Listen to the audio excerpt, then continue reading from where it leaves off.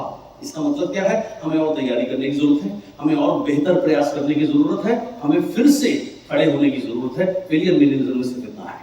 Fail कौन लोग होते हैं? जो ट्राई करना बंद कर देते हैं, क्विट कर देते हैं, उस दिन आप फेल होते हैं।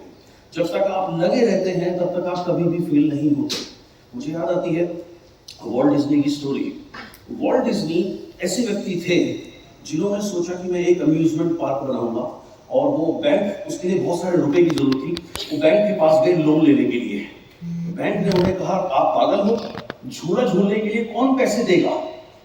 पार्कों में झूले फ्री लगे रहते हैं, सरकार की तरफ से लगे हुए हैं, और आप चाहते हो करोड़ों डॉलर का आप कर्ज मांग रहे हो झूला झूलने के लिए कि लोग आएंगे, झूला झूलेंगे, पैसे देंगे? ऐसा कभी भी संभव नहीं है। तो बैंक ने उनके प्रोजेक्ट को रिजेक्ट कर दिया।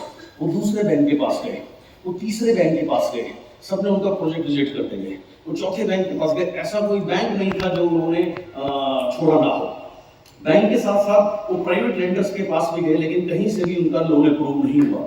और बैंक में भी क्या है, स्टाफ बदलता रहता है, तो हर 4-6 महीने के बाद में मैनेजर चेंज हो जाता था, तो वो दोबारा से उस बैंक में जाते थे और कोशिश करते थे कि कोई ना कोई व्यक्ति उनको उनका लोन अप्रूव करे। 303 प्रयास करने के बाद और कई वर्षों के संघर्ष के बाद में उनका लोन अप्रूव हुआ। अल्टीमेटली डिज्नीलैंड बनना शुरू हुआ। जब डिज्नीलैंड बनने से पहले वॉल्ट डिज्नी का निधन हो गया, और जिस दिन उनकी ओपनिंग हुई, पहले 1 घंटे के अंदर ही वो सोल्ड आउट हो गया। एंड 1 घंटे के अंदर जब वो सोल्ड आउट हो गया, भीड़ भाड़ इतनी थी कि उनको, मैनेजमेंट को, दूसरे दिन की टिकट उस दिन सेल करनी पड़ी। तो उन्होंने दूसरे दिन की टिकट जब सेल करनी शुरू करी, अगले पौने घंटे के अंदर में दूसरा दिन भी सोल्ड आउट हो गया। भीड़ अभी भी कम होने का नाम नहीं ले रही थी। उन्होंने कहा, कल की टिकट नहीं है, परसों की दे सकते हैं। उन्होंने कहा, परसों की दे दीजिए। परसों की टिकट जब बेचनी शुरू करी, वो अगले आधे घंटे में सोल्ड आउट हो गया।